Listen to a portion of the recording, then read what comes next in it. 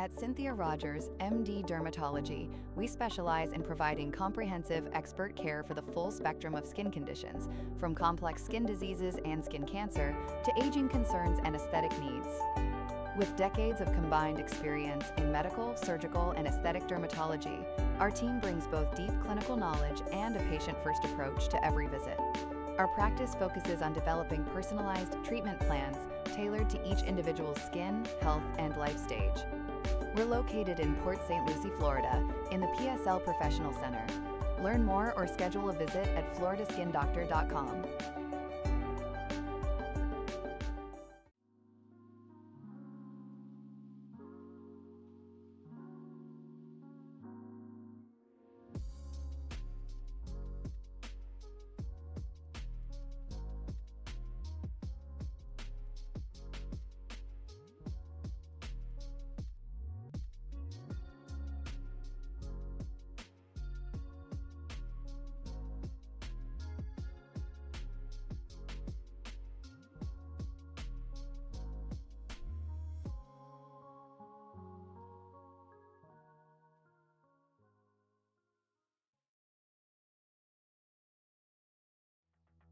Steel Graphics and Designs creates custom racing wraps and logos built for the real world and iRacing. From bold liveries to clean, professional branding, every design is made to perform on and off the track. Ready to upgrade your look? Contact Steel Graphics and Designs for custom wraps. Visit Steel Graphics and Designs on Facebook to learn more.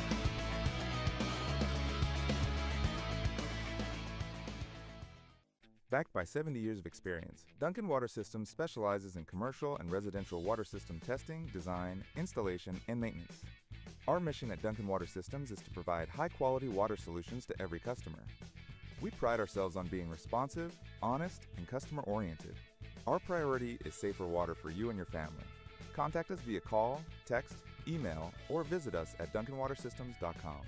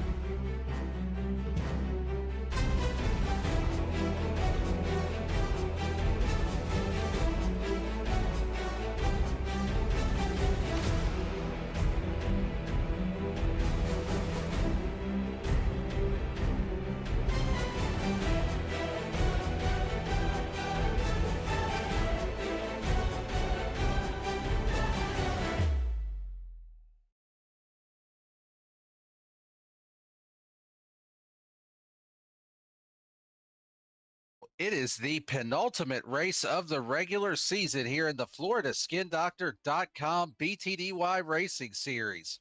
And tonight we are headed to the paperclip Martinsville Raceway, or Martinsville Speedway rather, for the Hot Dog Stand 200.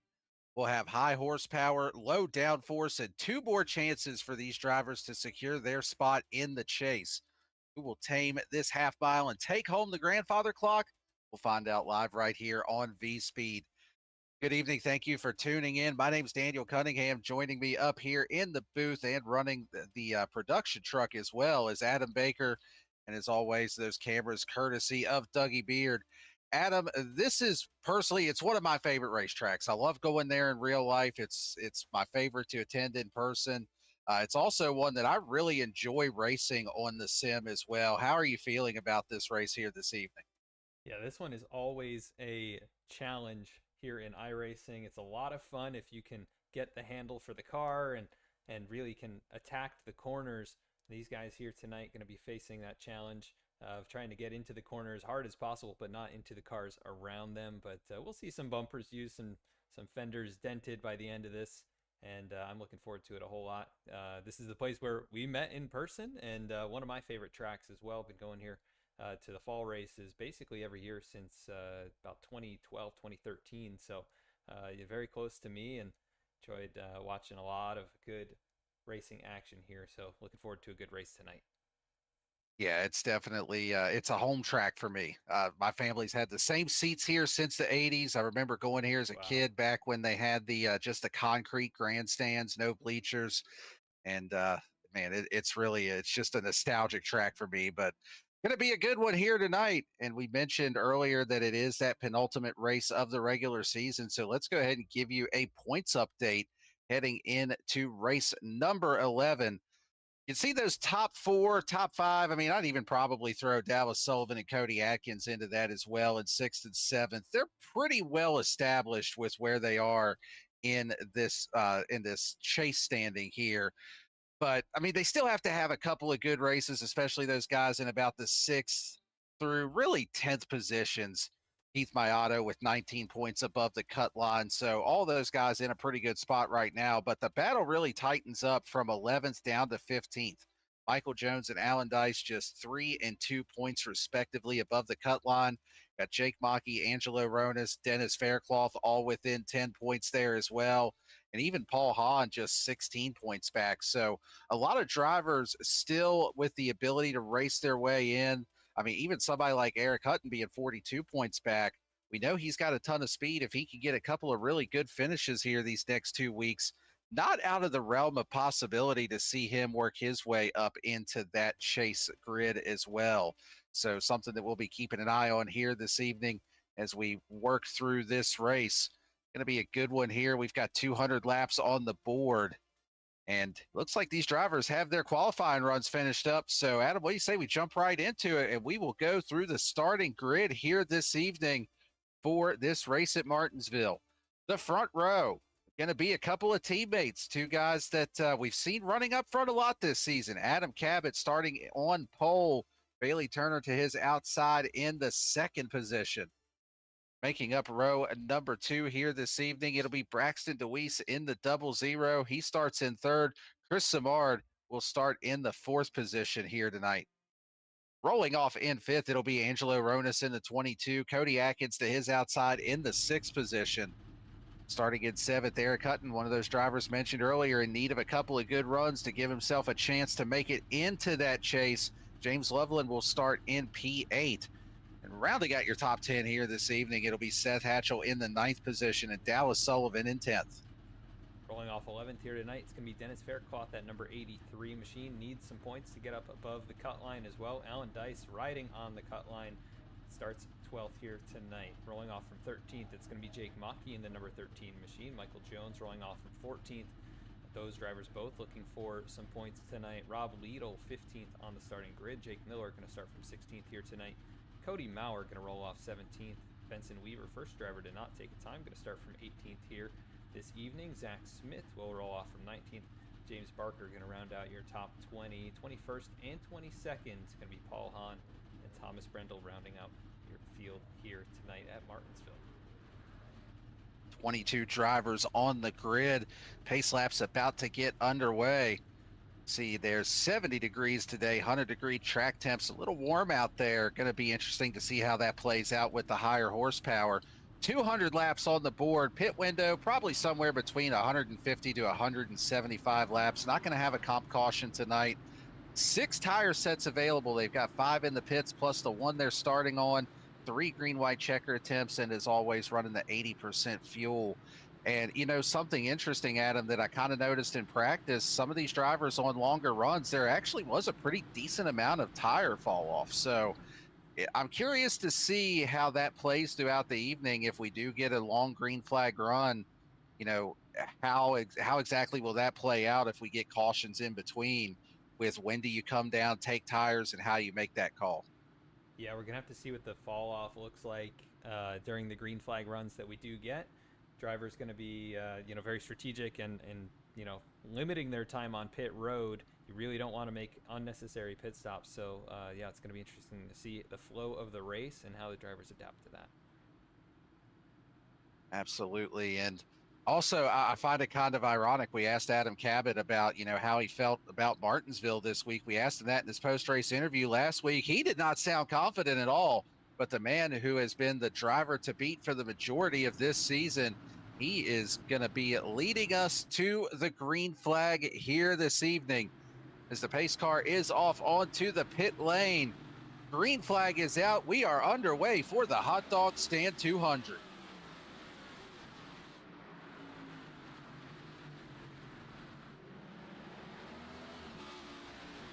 Already see Adam Cabot able to clear his teammate Bailey Turner for the race lead. He'll now just try to settle in, make some laps, and set a good pace up here at the front of the field. A little bit further back, the first side-by-side battle, that is Eric Hutton on the bottom, Seth Hatchell up on the top side.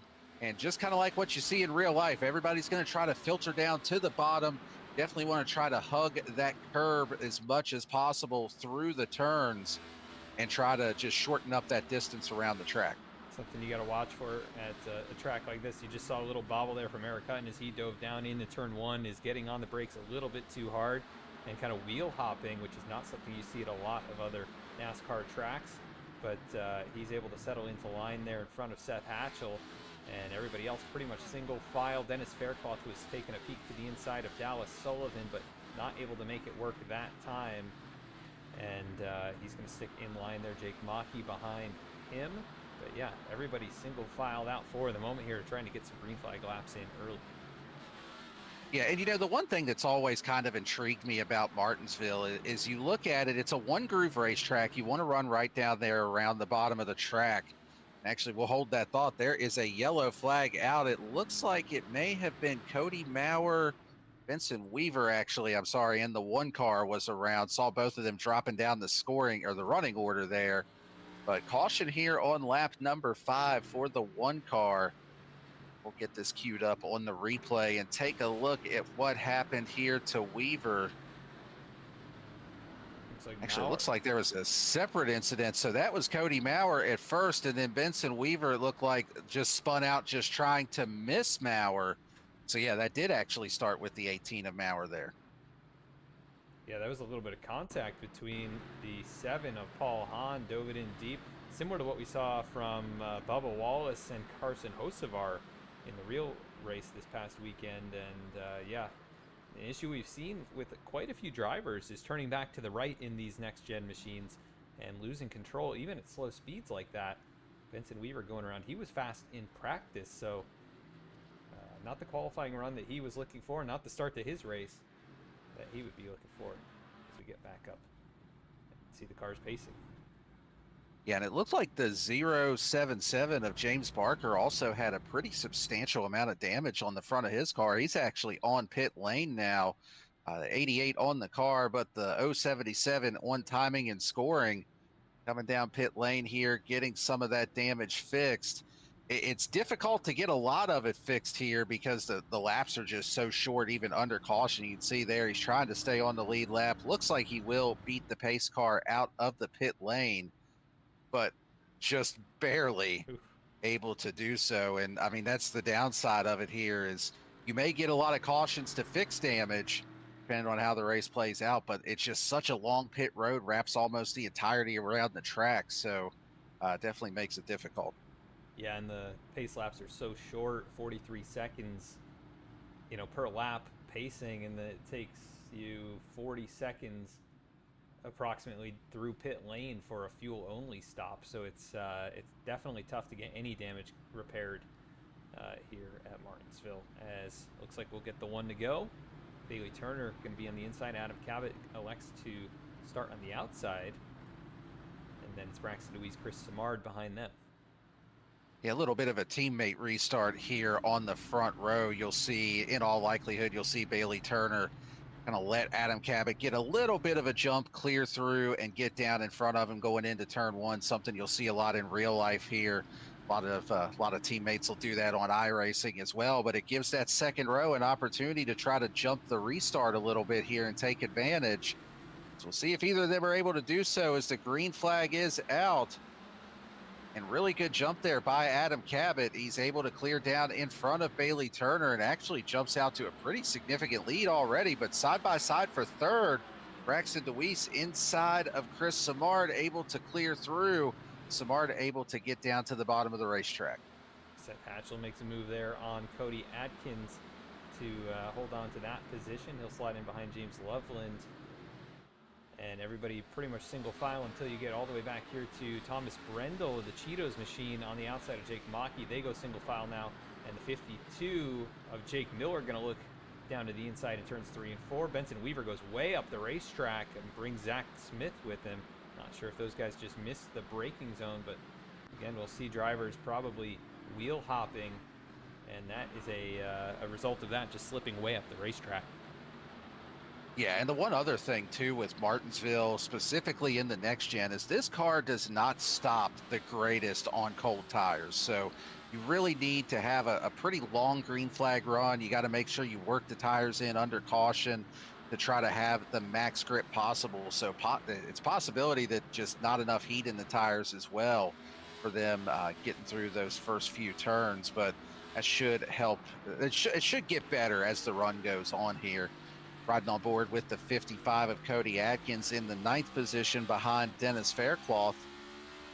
And looks like Faircloth starting to stretch that gap out just a little bit. A couple cars up ahead of Faircloth. Seth Hatchell starting to close in a little bit on James Loveland in the 0-2. Trying to put a little bit of pressure there as well. So everybody's pretty well single filed out to this point, trying to get some laps logged here. That is important, and we'll really see who's good at preserving the tires if we do get a green flag run. More than about 25 or 30 laps, we'll start to see, drivers who aren't preserving, as we have cars around the same two involved in the first incident parked on the front stretch. Here come the leaders. iRacing doesn't throw a caution. That is strange. Wow. I am a little baffled by that, Adam. I mean, we had the 18 of Cody Maurer was stopped backwards on the track, and now a caution is out on the speedway. Let's go ahead and take a look at this first. Michael Jones gets into the 18 of Cody Maurer, and then poor Benson Weaver again just tried to miss an incident. He goes around. 2 cars absolutely stopped on the track, and somehow the caution did not come out there. Yeah, the leaders were coming up on them, and they were not moving. I mean, there's Adam Cabot right there. Did we have a second incident to bring out the yellow flag? I'm not sure. Benson Weaver's car and Cody Maurer both pretty well damaged. Not sure if Maurer... Oh, and there goes Eric Hutton around. That's likely what brought the yellow flag out. That's him going for a big slide, a second slide, and almost looped it around there. So it's kind of wild that brought out the caution and 2 cars stopped backwards in the middle of the track didn't. But I digress. Sometimes, it is a sim, but it is a computer program. And sometimes computer programs will do what they do. But that'll put us under caution here just inside of 20 laps in. And, one thing that I didn't touch on after that last caution, we did have a few drivers come down and take fuel only. It was Jake Maki, Paul Hahn, Zach Smith. They all came down and topped off with fuel. On this caution, it looks like Michael Jones is going to do the same as well. He's coming down pit lane, and he may have also claimed that caution, I believe, for getting into the 18 initially to spin. But what's going to make it interesting is these drivers that are coming down and topping off here, it could put them in a position where they could actually make it to the end on fuel. I mean, it would be just outside the window from what we showed earlier, between 150 to 175 laps if we're going to the max of that number. But, I mean, it's not out of the realm of possibility that somebody could stretch it, or at the very least just give themselves options to stay out on later cautions. Yeah, Yeah, we'll start to see strategy games played. You know, some of these guys at the back, they've got nothing to lose really by, you know, coming in and topping up, and you know, they can just kind of ride for a little bit, maybe try and preserve their tires a little more than the leaders, and if we get another caution about 20-30 laps, they can flip the track position. So yeah, things are really going to start opening up for drivers throughout the mid pack and back in the next stint here. Yeah, and a lot of times that's just what you have to do here at Martinsville. I know a few races that I've run here, I've kind of had to do that, get behind on track position. You almost run it like a road course and think, what's the earliest I can pit and make it to the end? So an interesting element with the strategy game. You've also got, speaking of strategy, another teammate restart here between Cabot and Turner as we get into the restart zone. Green flag is out. Another great start for Adam Cabot. Bailey Turner letting him slot down in front of him. And then that side-by-side battle will be for the third position between Chris Samard and Braxton DeWeese. It's also notable we're on that high horsepower package, right? Low downforce. So these drivers could be struggling with restarts on older tires when we get later into a long green flag run, as here comes Dennis Faircloth now, looks to the inside of James Loveland. James usually pretty strong on these short tracks, and stuck up there on the outside now as big slide from the 83 down low, getting off turn 2. Putting down all of that 750 horsepower, and still side by side. Yeah, and I really like the high horsepower adjustment that NASCAR made, and then with iRacing adding it, I feel like it kind of levels the playing field almost to an extent. I mean, I say that even though Adam Cabot, the guy that's dominated the season, is currently your race leader, but especially like in the mid-pack battle, it seems like it kind of levels things out a little bit. Just who can adapt the fastest, who's going to figure it out the quickest, because it is still relatively new to iRacing as well, with having the more power and the lower downforce. So it's always an interesting element to me is to see Angelo Ronas here in the 5th position, riding behind Chris Samard, and Braxton DeWeese a couple cars up. I think that's about the 3rd or 4th lockup now he's had getting into the turn. And, you know, one of the things that has always been intriguing to me about Martinsville is just kind of what you're seeing here. It's a one groove racetrack. You would think, well, there's really only one way to race this track, but it gives you options as far as like how you actually roll the turn, what kind of line do you take, how do you set up passes. You can see on the onboard with Angelo Ronas, he's entering in that 2nd groove, kind of cutting it down in the middle of the turn, trying to get a really good run off. He is also shifting right now too, which I wasn't sure how much of that we would see with the higher horsepower, but even though it's not as pronounced as far as the different lines you can run as, say, like you go to a Kansas or a Homestead where it's really staring you right in the face, this track does give you a lot of different options for how you can get around it. Yeah, he's using that half a groove up, getting a little clean air to the right front, and then cuts it down, tries to straighten out that exit, and that can really help you with the wheel spin when you're getting back on throttle. And doing a good job right now to maintain behind the 00 and the 77. Hatchell behind them starting to fade back just a little bit, and then Dennis Faircloth is under heavy pressure from James Loveland, and Cody Adkins is starting to close in on that battle. And then just a few more cars kind of in this lead group back to that is Jake Mockey, and then Thomas Brendel couple seconds further back, and then it is pretty close amongst some of these guys. 15th on back, they're all having a kind of race of their own. Yeah, there's definitely a few different packs, we'll call it, as far as where the battles are shaping up and where they're taking place. As Brendel gets into the wall there on the exit of turn number 2, something that's very easy to do, and even Paul Hahn there in the 7 behind him. You can see he got in just a little bit too hot. The front end of the car slid up the track on him. He had to chase it up the groove there a little bit. Both drivers able to hang on to it as Eric Hutton directly in front of them, trying to work his way back up through the field. Currently in the 13th position. I mean, he's putting together some good lap times. He's only about a 10th and a half or so off of our race leaders. It's just, how is he going to be able to manage this to get his track position back? Yeah, I was going to say that time less than a 10th off of Adam Cabot, and actually running about top 5 lap times. And that's something, come to expect from Eric Hutton as well. He was always really fast on these short tracks. And obviously getting behind now after the incident there in the last caution. Oh, yellow is out. 91 of Zach Smith, the 34. Thomas Brendel are involved in this one. And that will put us back under the third yellow flag of the evening here as the leaders working their way by on the inside. Go back and take a look at this. They're navigating around the 077 there, James Barker, and it looked like Brendel maybe just gets a little bit loose, has to go down the track a little to chase it up on that top side, gets into the 91 of Zach Smith, and iRacing does indeed throw the caution this time around.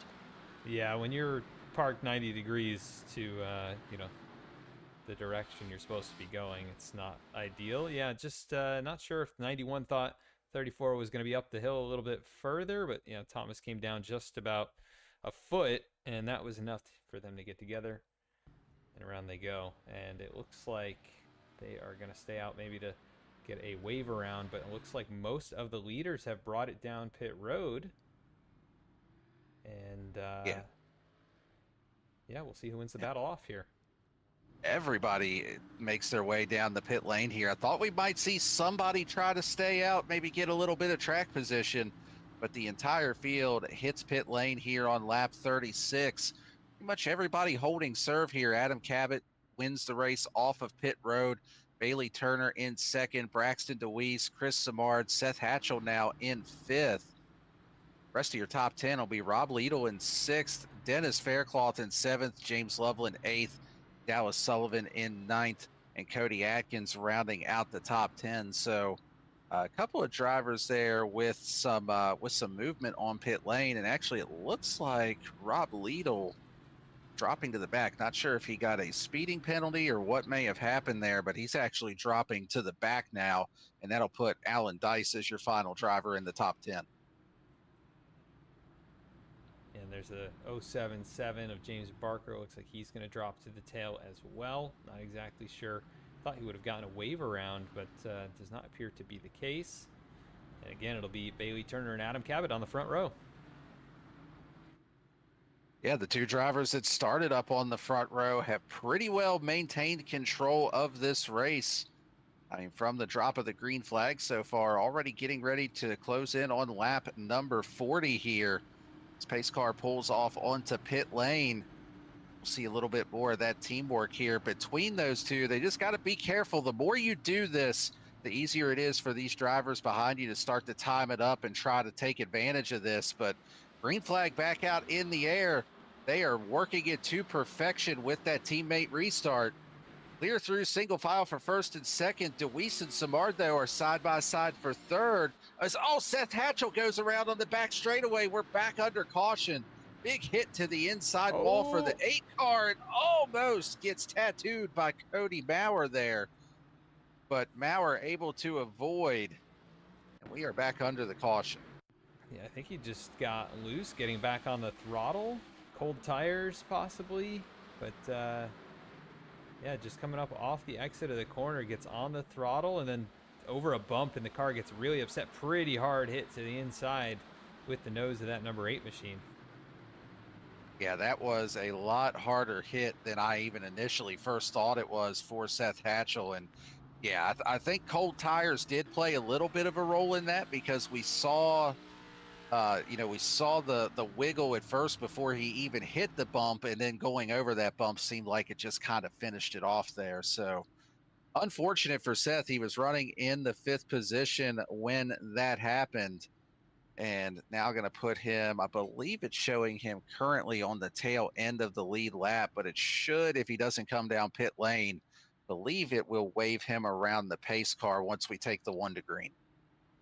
Yeah, these next-gen machines are pretty tough, but they are still susceptible in the same areas that any other stock car is, and hitting the nose pretty hard like that can lead to cooling issues, and at a short track like this, those can become evident really, really fast. So might be okay here under caution, but once we get back up to speed, Seth might run into some problems. We'll have to see if that leads to any further issues, but not an ideal way to start this race. Obviously he's secure in the chase where he's at in points, but would love to try and make up some ground and have a shot at that regular season championship as well.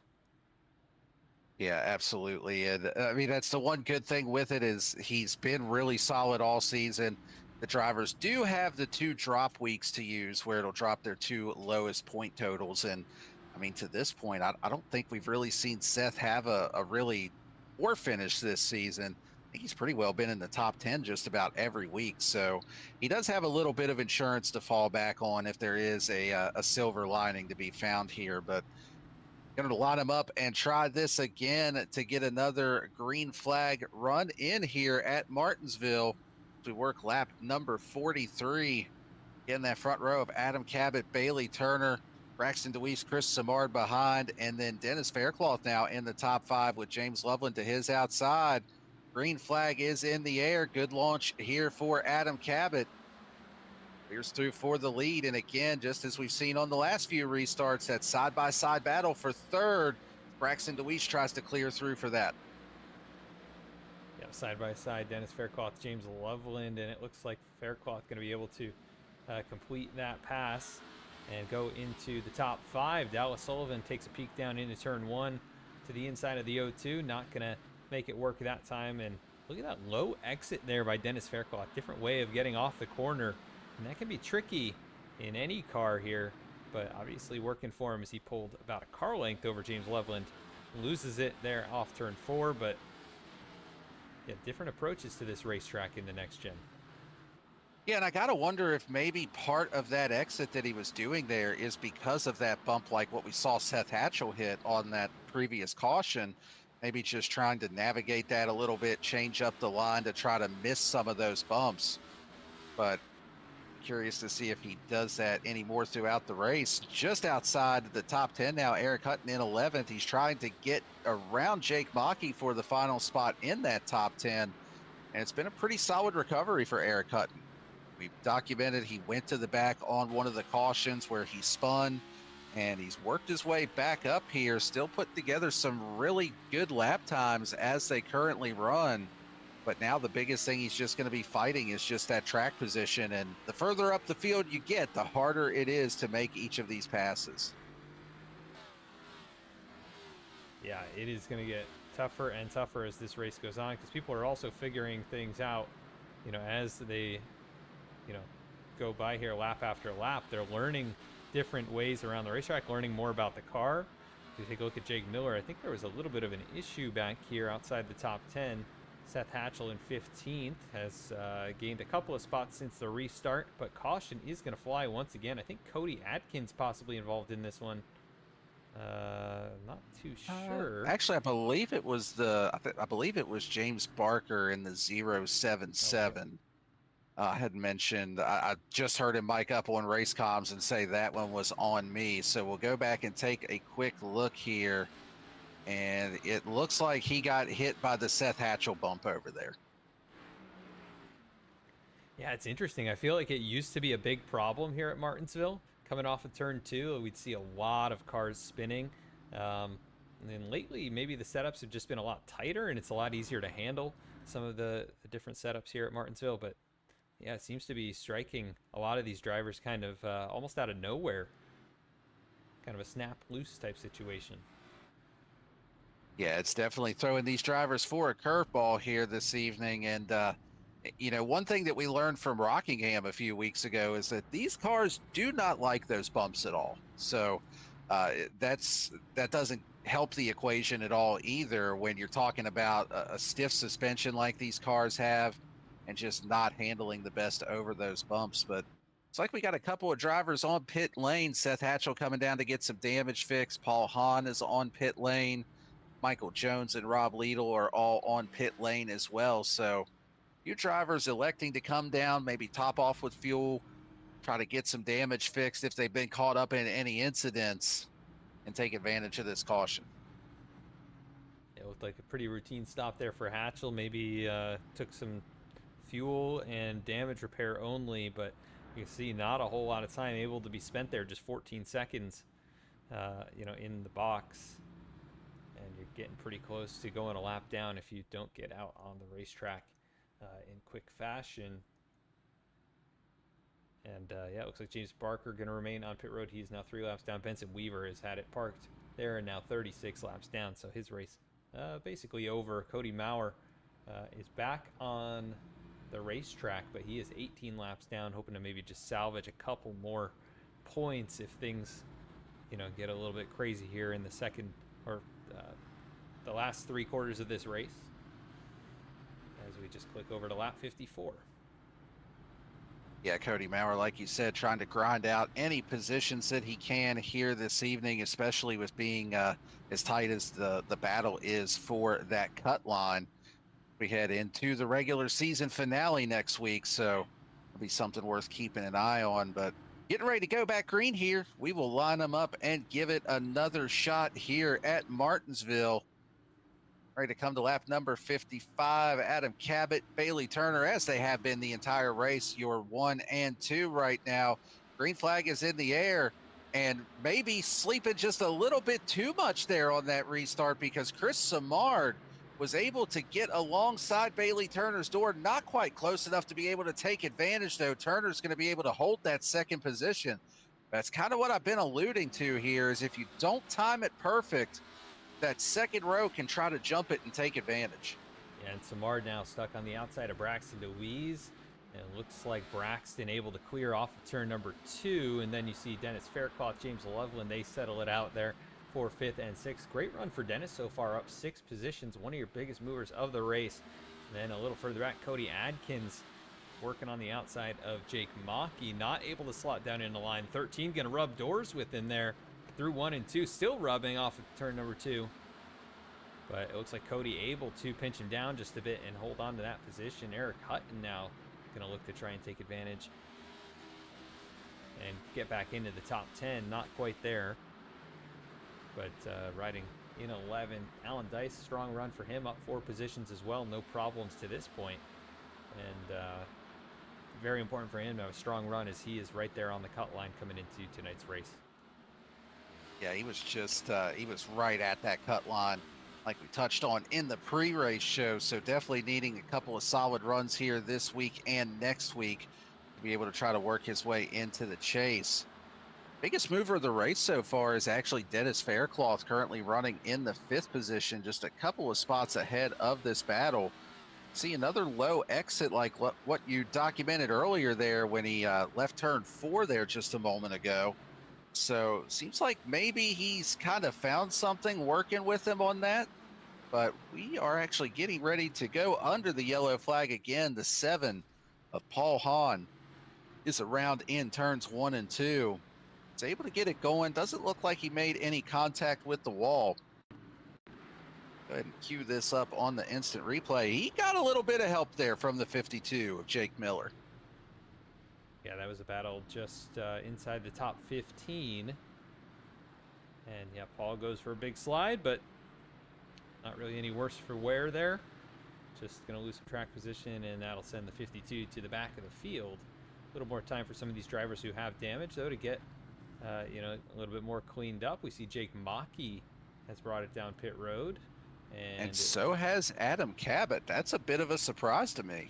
The race leader electing to come down pit road here. So maybe, I mean, the only thing I can think is that he didn't believe he was good on fuel to the end. And now going to come down and just take advantage. I mean, they got plenty of sets of tires. If you're coming down for fuel, you might as well take tires as well. But yeah, that is a shock to me, Adam. Yeah, he's led every single lap in this race. That's the first time he hasn't been the leader, and now Bailey Turner's going to take that over. But this could be a race losing move. It could be a race winning move.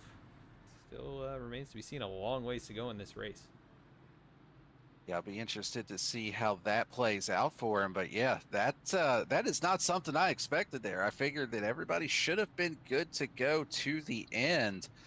And now that is going to put Adam Cabot in the 15th position on this restart. So yeah, we're going to have to keep an eye on that and see if he's able to work his way back up through the field. We know that he's got plenty of pace. He's led every lap so far from the pole position, but that is going to give the lead over to Bailey Turner here for the first time this evening. I think we should be getting the 1 to go this time. Yeah, and this is going to put Adam Cabot right in the hornet's nest. That's the biggest worry I would have as a driver, is to be all the way back here. And he was probably hoping that a few more drivers would bring it down, and that has just not been the case for him on this cycle. So going to be a tough battle forward. He's got a lot to avoid, likely, in front of him here. We'll see how he's able to navigate it, but yeah, long ways to go in this race. Well, for the first time this evening, Bailey Turner going to be your control car with Braxton DeWeese to his outside in second. Getting ready to head into the restart zone. Green flag is in the air. Back underway here at Martinsville. Great jump for Bailey Turner. He's able to clear through for the race lead by quite a bit, almost a half a second already, as they head down to the back straightaway. Actually over half a second now. Braxton DeWeese able to retain that number 2 position, but in the back of the pack, under caution again, as the 13 Jake Maki, the 52 of Jake Miller get together. And that is going to put us under yellow flag number 7 here this evening. When it rains, it pours, but they were looking 3 wide there. 52 goes for a big slide, pretty hard hit to the right front that may damage the suspension. And yeah, Maki, though, getting down into the corner. If we can take another look at that. And they were, it looked like he thought they were going to be 3 wide. Lidl was down to his inside. He got in a little deep. 52 definitely checked up earlier than he was probably expecting. And things happen fast here at Martinsville. Indeed they do, and that'll put us back under the yellow flag here on lap number 67. But while we have a moment, let's go ahead and take a quick commercial break here, let you hear from a couple of our league sponsors. Be right back with you to catch the restart here at Martinsville.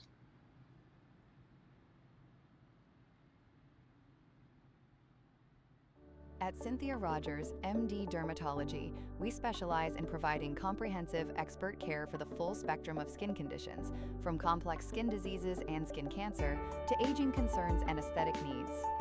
With decades of combined experience in medical, surgical, and aesthetic dermatology, our team brings both deep clinical knowledge and a patient-first approach to every visit. Our practice focuses on developing personalized treatment plans tailored to each individual's skin, health, and life stage. We're located in Port St. Lucie, Florida, in the PSL Professional Center. Learn more or schedule a visit at floridaskindoctor.com.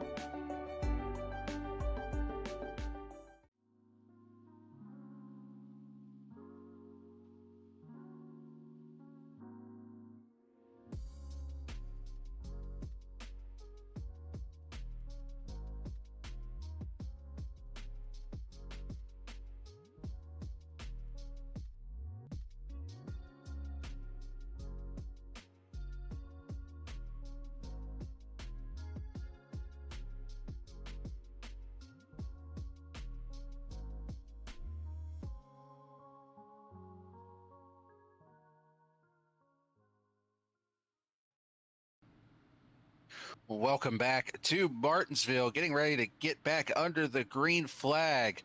Bailey Turner, Braxton DeWeese, still your front row. Chris Samar, Dennis Faircloth, your second row. As we head into the restart zone, green flag back in the air. Another great launch here for Bailey Turner. He's able to clear through by quite a bit here.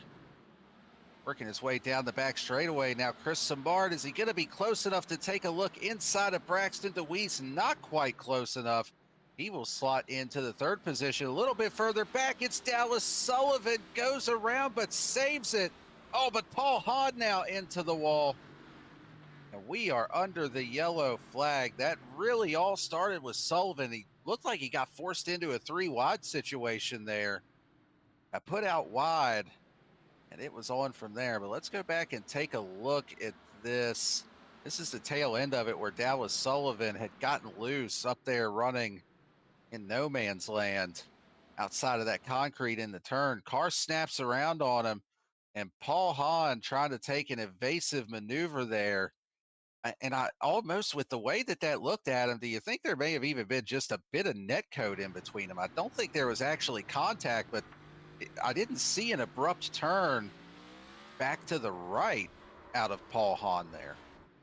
Yeah, I really don't know. I mean, it's possible it was a delayed registered contact sort of thing, but it also looks like the same kind of situation we saw from Benson Weaver and we've seen from Dallas Sullivan in a couple of races and a few other drivers over this season, where these cars just don't like to turn to the right, and it looked like he maybe tried to turn to the right and throttle up at the same time.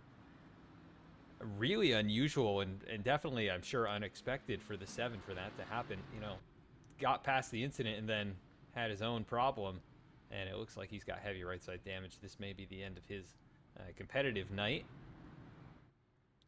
So yeah, weird situation. Kind of the second time we've seen that tonight. Yeah, it is definitely a strange situation for sure as we work caution number 8 here on the evening.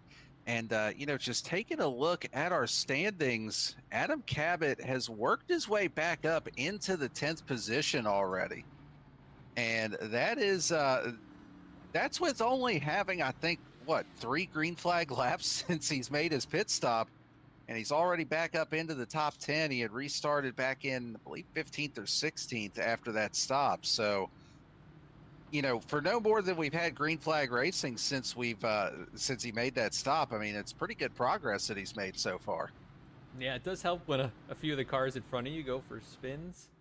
You know, you don't really have to do anything other than avoid it. But yeah, solid start with the fresh tires. And he hasn't had to use them up at all to pass anybody, so that's the big benefit of that as well. Is he'll restart on the outside lane here, have his own set of challenges on, you know, getting going alongside. That'll be Seth Hatchell to his inside, but Bailey Turner will be in control. Braxton Deweese on his outside this time, and we'll see how the 00 can do in timing this one. Alan Dice now up into the 6th position, 3rd car in line on the outside. Highest that we've seen him running here so far this evening. Give it another go here. Get this race back underway. Green flag is out. Another good jump for Bailey Turner, although not quite as big of a jump as what we had seen on the last couple of restarts. Still able to clear through for the race lead over Braxton Deweese, but Deweese keeping it a lot closer this time around as, oh, we've got some teammate on teammate violence. Cody Atkins, Alan Dice. Oh, good grief. I can't help but feel a little bit responsible for that one, Adam, after just giving Alan Dice a shout out on that restart. And yeah, that was definitely teammate on teammate violence there. Oh, and a big hit between Alan Dice and Jake Maki there as well. Maki just really nowhere that he could go. And yeah, like I said, I feel responsible for that one. So, Alan, if you go back and watch this broadcast, I'm sorry for bringing you up and giving you the commentator curse there, but that's going to put us under our 9th caution of the evening. And Alan Dice going to take advantage to come down pit lane here, get that damage fixed. See a few other drivers hitting pit lane as well. Jake Maki, Michael Jones, Rob Liedl, Jake Miller, Paul Hahn on pit road as well again here. So drivers that have been caught up in incidents throughout the evening using this opportunity to try to get as much of that damage fixed as they can. Yeah, those were pretty hard hits to opposite corners of the car for Alan Dice. That could be some serious suspension damage. We'll see how long he stays on pit road.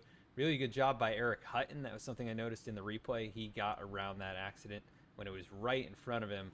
So really nice job to avoid any kind of significant contact or damage there as he still runs inside the top 10. He had his early issues and has recovered pretty well. Seth Hatchell has now gotten past him. I think he was able to kind of undercut that accident, whereas Hutton, you know, maybe had to go to the outside. Adam Cabot into 8th, so already strong recovery so far after the kind of strangely timed pit stop. And I think Bailey Turner is probably loving this because it's cooling his tires and he's not having to use any. So, you know, that's, you know, a big advantage for him potentially. We're not even halfway through this race. Yeah, it's definitely helping out the tire situation. It's helping out the fuel situation as well for those drivers that last stopped when Bailey Turner did, which was 44 laps ago. I mean, even if you go by the lower end of that 150 lap range that we had calculated with the cautions, should be plenty good to the end on fuel if they elect to just do the one stop here early on. But see if we get a decent green flag run in here, if that may change up the strategies just a little bit. Getting ready to head back green, and they are wrecking before we even take the green flag. Yellow is back out. That was Adam Cabot. Just car turned left on him and got into Angelo Ronis, but it looked like Cabot, not sure what happened, a technical problem, possibly? Yeah, that almost looked like a hardware malfunction as we go back and take a look at this. That was definitely strange. Yeah, that looked like an absolute hardware malfunction out of the 17. There's no other reasonable explanation for that. And I'm wondering if maybe like if his sim maybe just froze and he was just trying to get down to the inside of the track to hopefully avoid everybody or something to that nature. But yeah, car just locks to the left. And I mean, that's one of the strangest ones that I've seen here at BTDY. Yeah, I mean, you don't see that happen a lot on a restart, especially. It has been a messy race to this point, and I think it's just par for the course, honestly, for what we've seen with with the cars kind of spinning out on their own on the straightaways, and yeah, a lot of weird things going on. Not sure if it's server related for some of these guys, but Angelo Ronis with some decent damage on his car is going to try and get that cleaned up just a little bit, but really nothing he could do about that. Just Adam Cabot's car hooked to the left. That's all. Yeah, he's just an innocent bystander, wrong place, wrong time in all of that. So, yeah, you hate it for Angelo Ronis because he's the one that gets the worst end of that deal, and he has to try to get that damage fixed now. But like you said, Bailey Turner, it makes his job a little bit easier up here at the front of the field, getting to keep those tires cool, keep the tire advantage over the rest of the field. Let's get ready to go back double file here and get this restart. Part of me wonders if maybe Adam Cabot was having technical problems, and that's part of why he pit when he did, hoping to try and, fix some of those things. Sometimes you can come down pit road, you can quickly change a couple of settings and kind of, fix some things that you might be experiencing, but apparently, having some problems on his end there. Yeah, that's a good point. I never even considered that maybe something that he kind of knew and was trying to get it fixed or something to that effect. But at any rate, getting ready to go back green here on lap 85. Bailey Turner again, the control car, really good jump this time around for him. Big enough gap there for Braxton DeWeese to slot down into second. First car on the outside now is Dennis Faircloth running in that fourth position. Looks like he should be able to clear down to the bottom, gets deep into turn number 3, but able to keep the car under control. And that'll allow him to hold on to that fourth position. Yeah, continuing to use that low exit as well.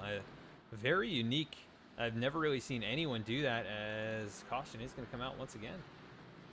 That is the 34 of Thomas Brendel. Looked like he had a little bit of that wheel hop situation like you had mentioned earlier that you'll sometimes see here. And yeah, I guess when you get into the back of your teammate there, you're trying to get on the brakes. I guess that doesn't do anything to help the wheel hop either.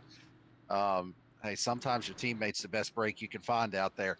But let's take another look at this. Getting down into turn number 1, and yeah, I think he might have missed the brake marker by a couple of car lengths there. Yeah, nice job by Cody to not go for a big slide.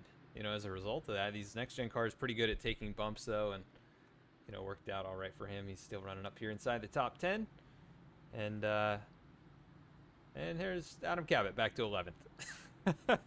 It only took one lap, right? And he's got 7 positions back. So,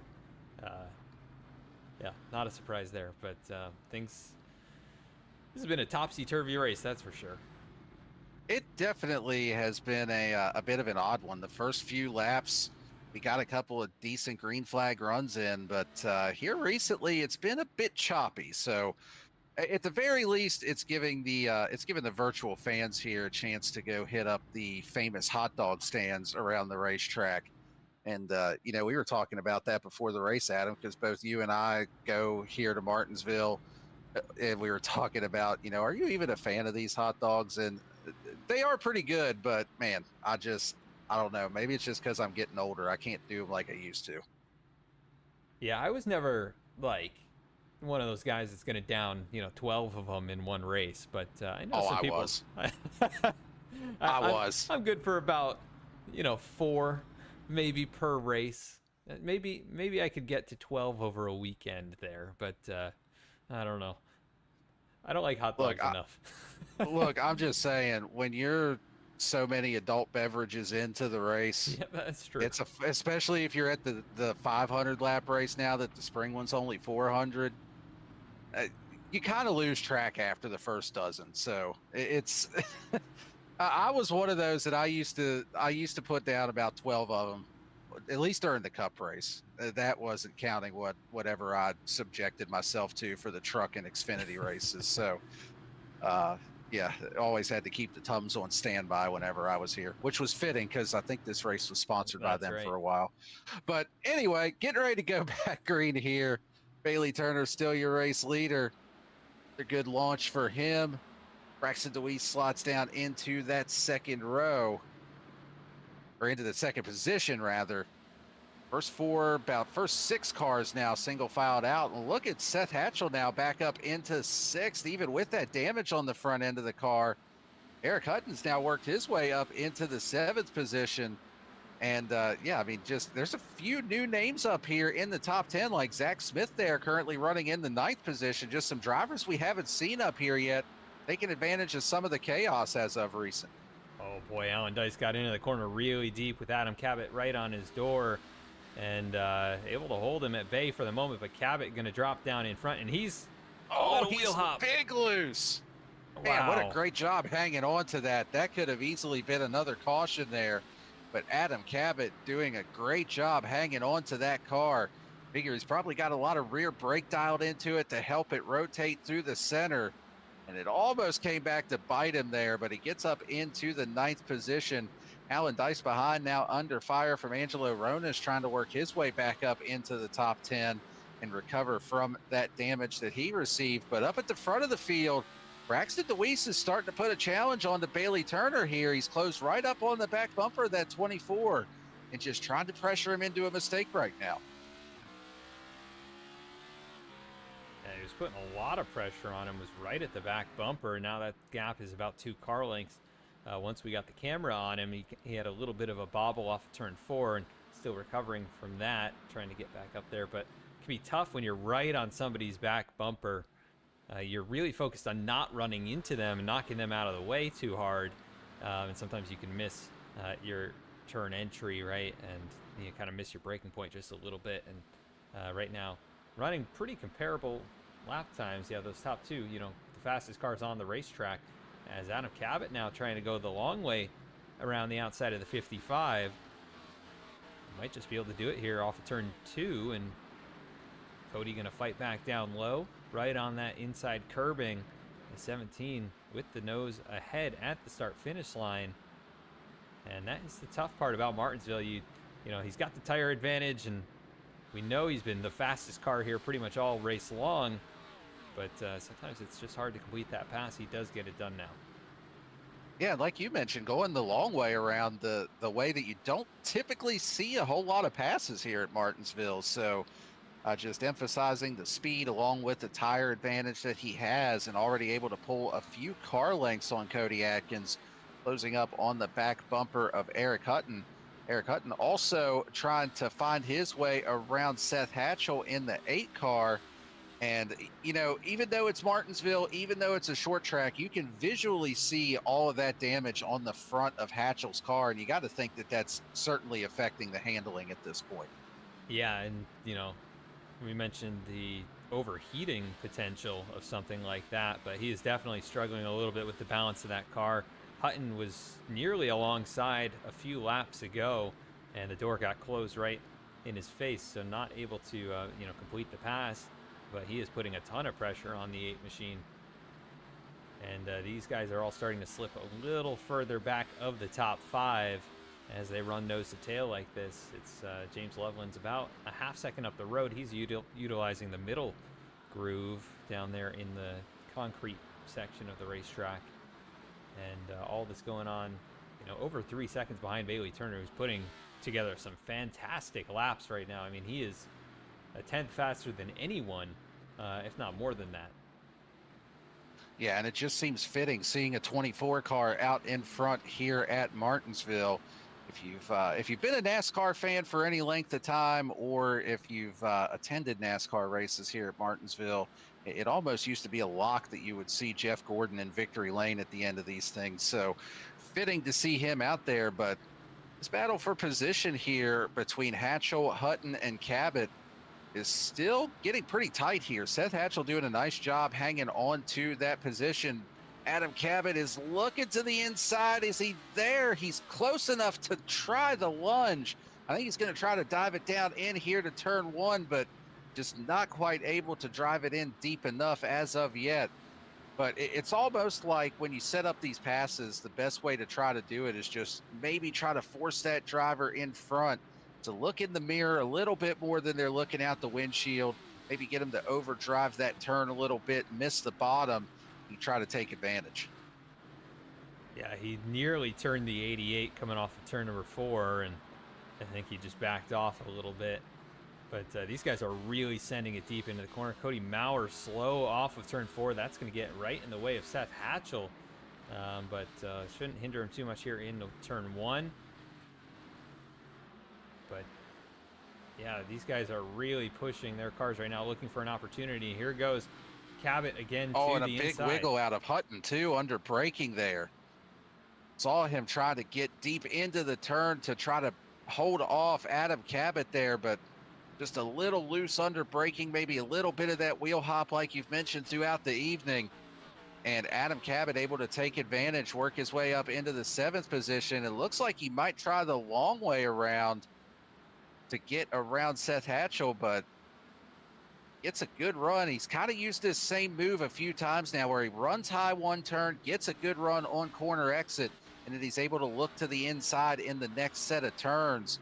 It just takes a lap or two to complete that pass here at Martinsville, but Adam Cabot pretty much doing it the textbook way around right now, and he gets himself up into the 6th position. Yeah, really nice job, and that's one of the best things about Martinsville is you can see a guy working lap after lap to make it happen. That's the beauty of short track racing. It's not always all that easy to get something done, and it is pure racing, and he does have that tire advantage, so that's paying dividends at the moment. But he's lost over 5.5 seconds to Bailey Turner, and this is our probably longest green flag run of the race, I would have to say. About 25 laps or so, as the 52 Jake Miller up the hill in front of him goes another lap down. So he's going a lap down for the first time and just trying to get some more laps completed. And here goes Eric Hutton looking to the inside of Hatchell. Looked like maybe Hatchell had a little bobble there on corner exit. Hutton not quite able to complete the pass. I thought he was going to slide up in front, but not quite clear.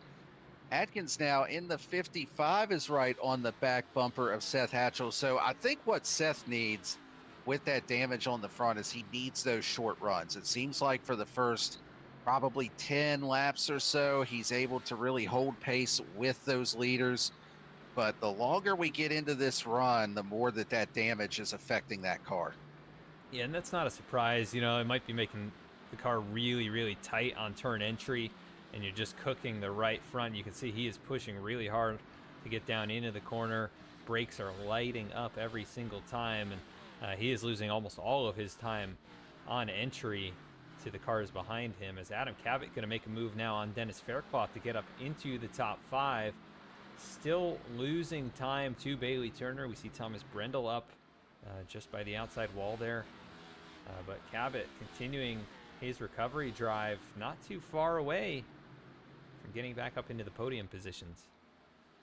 Yeah, already back up into the top 5. He was able to get around Dennis Faircloth for the 5th position. James Loveland and Chris Samard, the next 2 in line. And shout out to James Loveland. I mean, we haven't really called his name a whole lot here this evening, but he's quietly been right in that top 5 or right around that area here the entirety of the race. Started back in the 8th position, but just doing what you need to do here at Martinsville. Sometimes the less that we say your name, the better.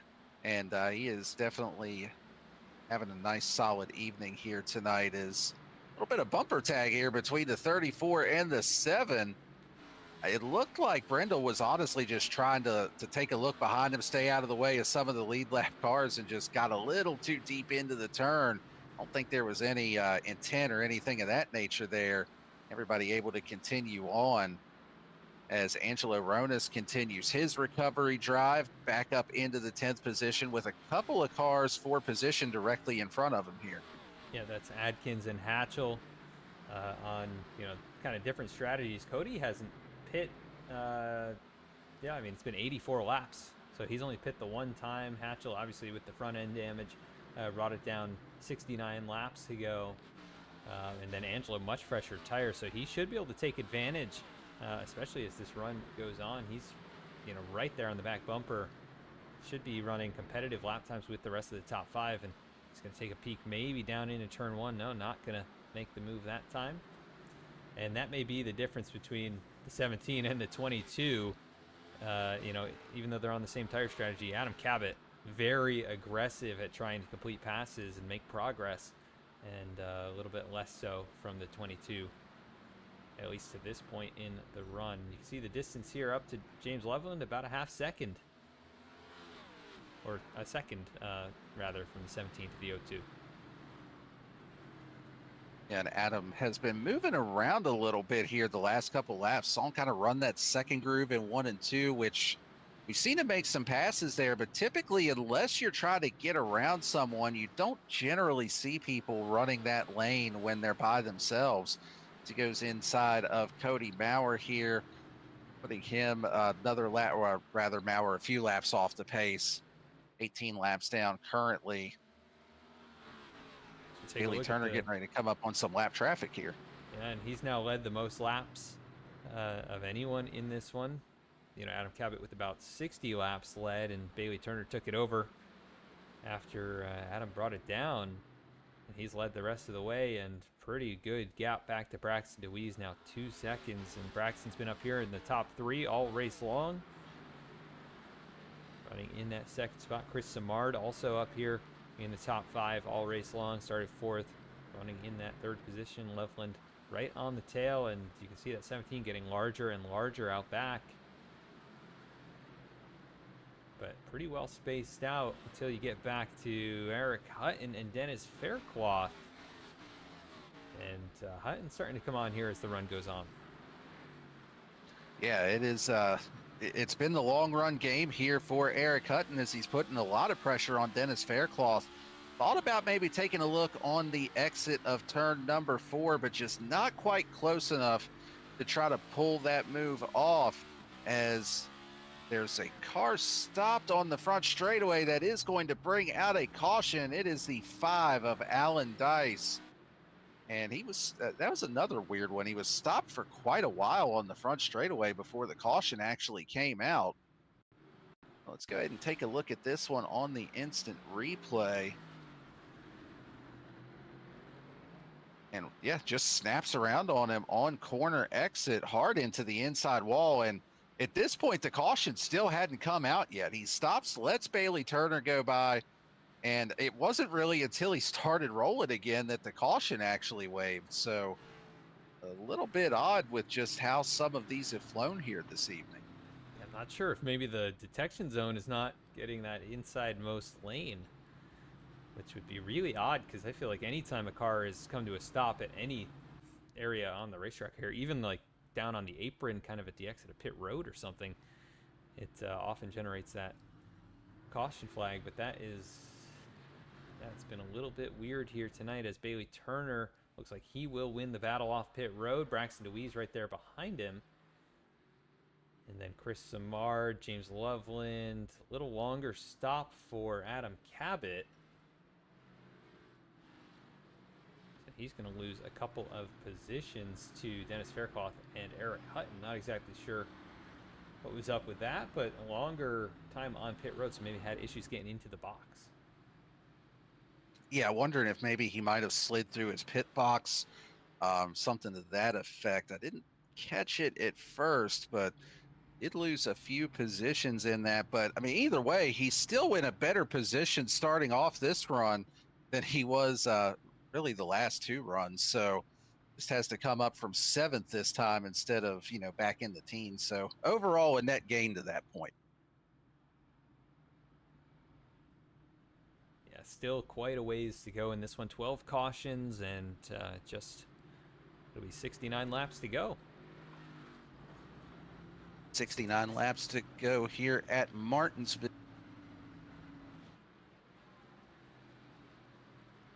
We're caution number 12 of the evening. Bailey Turner going to elect to go back to the inside lane here on this restart. Braxton DeWeese, Chris Samard, James Loveland, and Dennis Faircloth going to be your top 5 as we get back going the latter stages of this race here this evening.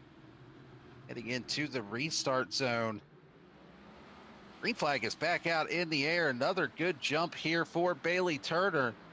Been absolutely crushing it on these restarts here this evening. But a good side-by-side battle shaping up here for the second position. Chris Samard trying to take that away from Braxton DeWeese. He's looking on the inside. Not able to clear it off yet, but Cody Atkins goes around near the back. He's into the inside wall. Yellow flag is out.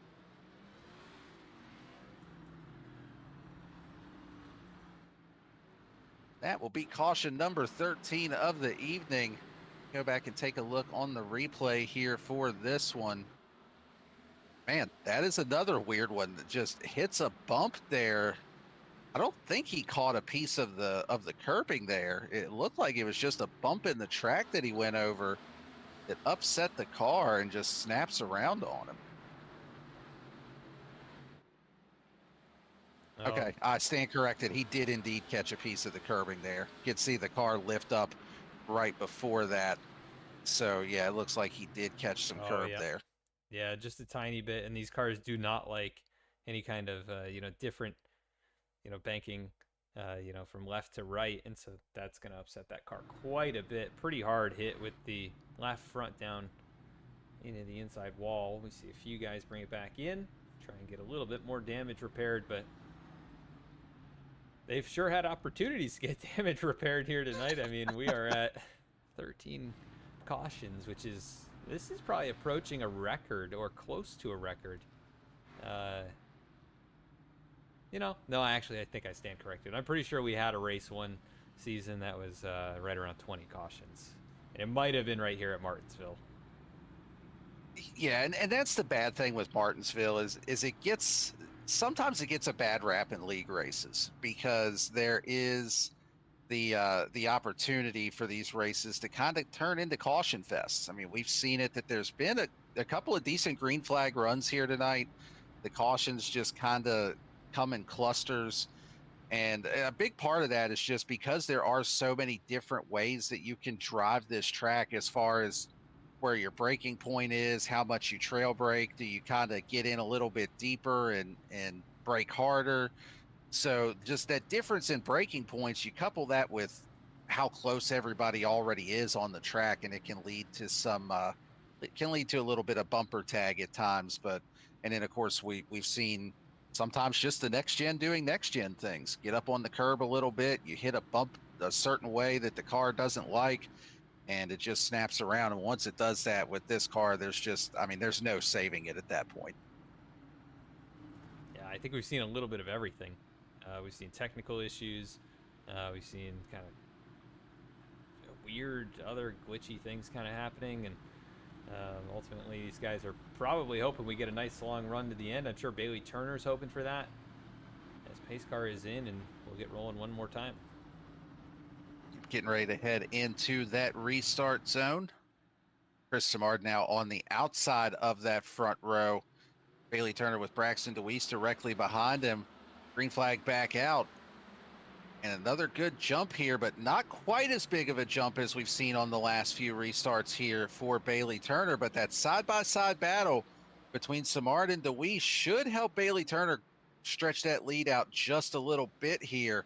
Also side-by-side for the fourth position between Faircloth and Loveland now.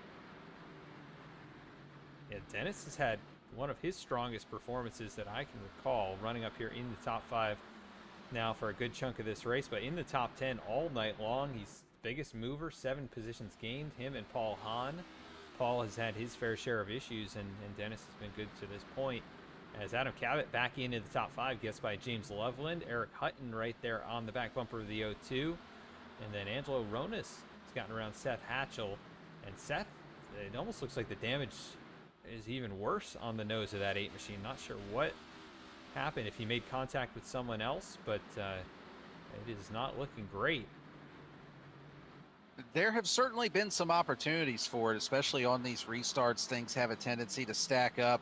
As Dennis Faircloth gets deep into turn number 3, I thought he was going to lock up and slide up the track, but able to get the car woed down, kept it off of Chris Simard there as well, and able to retain that 4th position. But Adam Cabot now is all over the back bumper of that 83 car and actually blinks out a little bit here down the back straightaway.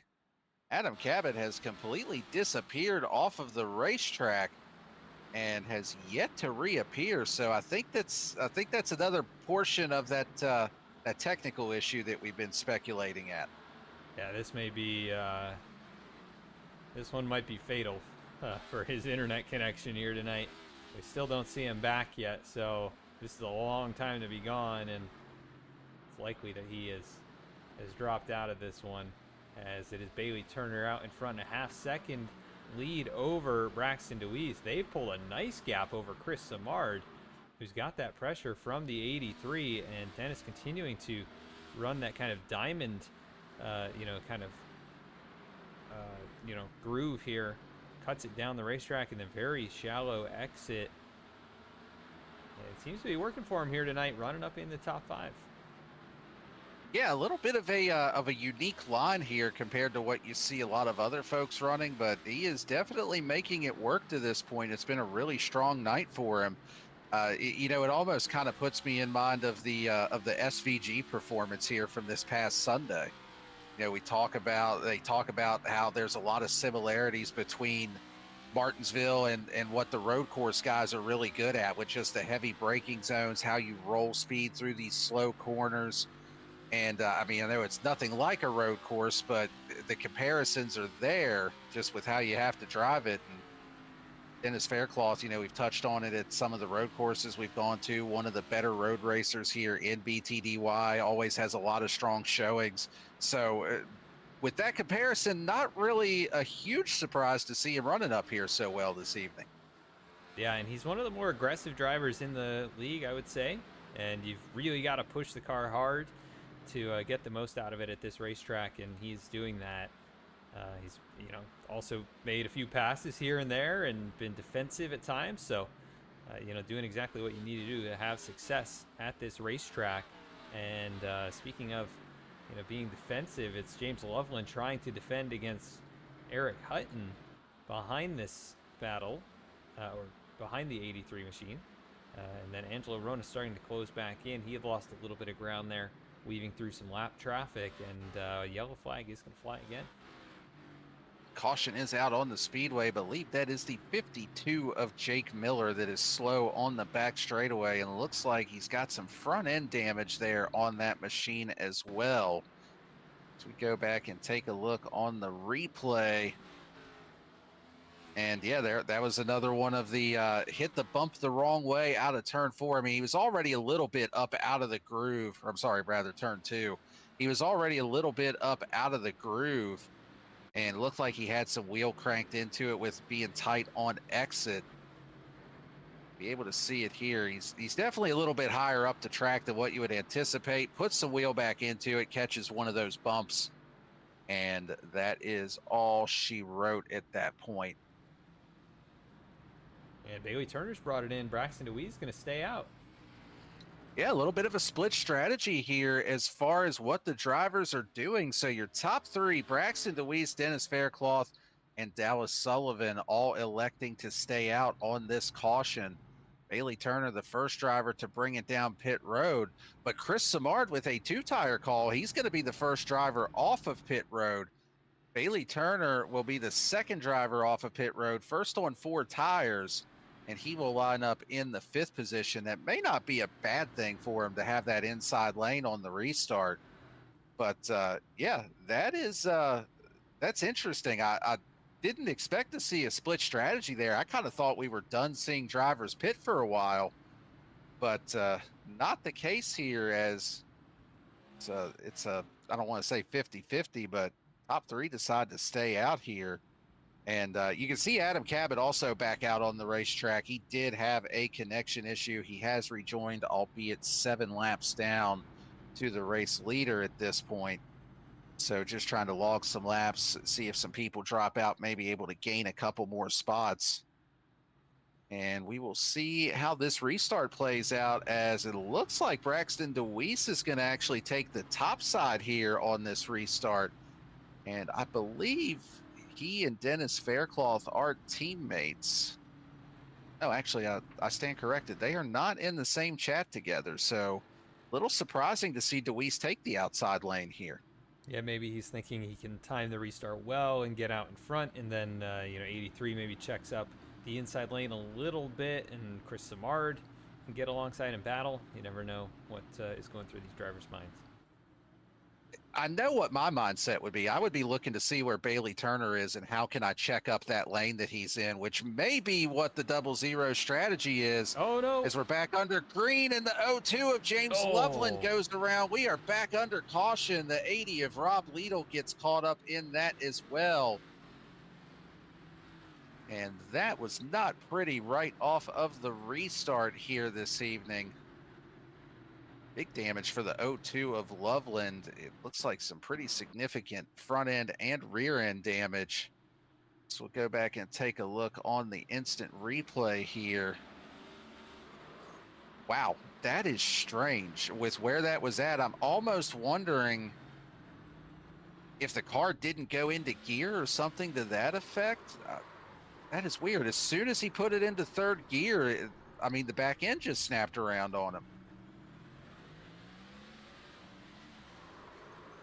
Yeah, just a bad gear change, possibly. I'm not sure exactly. Not anticipating cold tires, but huge hit for him into the wall. And then Rob Liedl came flying in, secondarily, as we'll go on board with him. Taking a look here from the onboard of the 80, and yeah, I think that's another instance of kind of what we've seen time and time again with this next gen car this season.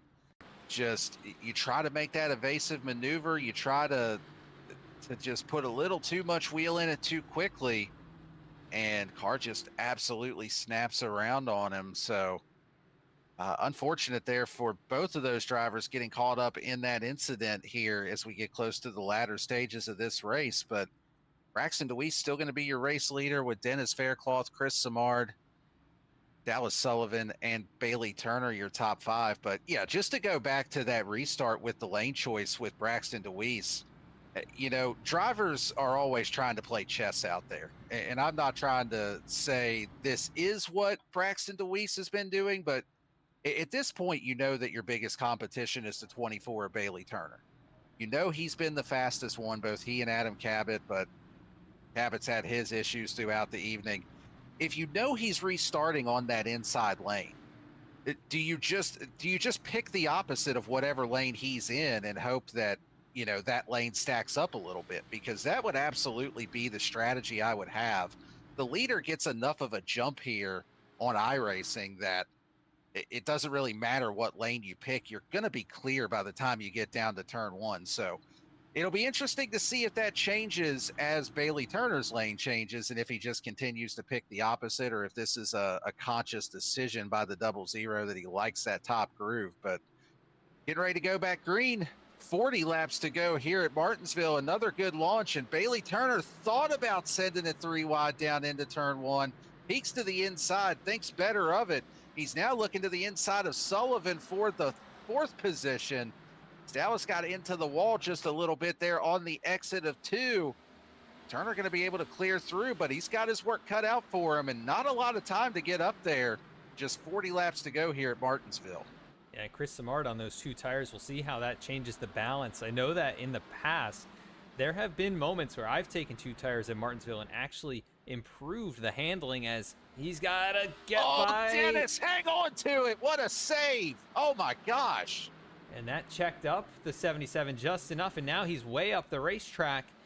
Yeah, that did not work out probably as well as Braxton DeWeese would have been hoping, as the 24 Bailey Turner is now right up to 2nd, and with about 37 laps to go to the end of this thing, he has got his work cut out for him to hold off, you know, a hard charger, one of the fastest cars on the racetrack. And I have to laugh a little bit here, Adam, because I don't know how much you hear of the race comms with running your double duty that you do. But after that moment with the 3 wide there, Bailey Turner getting the 2 for 1, he came on race comms and said that was a bit of a pucker moment. So very candid moment there from the 24. And what could be a race defining moment, as he is very quickly closing in on the 00 with that tire advantage. And we already knew how fast Bailey Turner was. I mean, I like the call from Braxton DeWeese. Sometimes you just got to do the opposite of what your closest competitor does. But right now, he has got his work cut out for him to hold off a hard-charging Bailey Turner.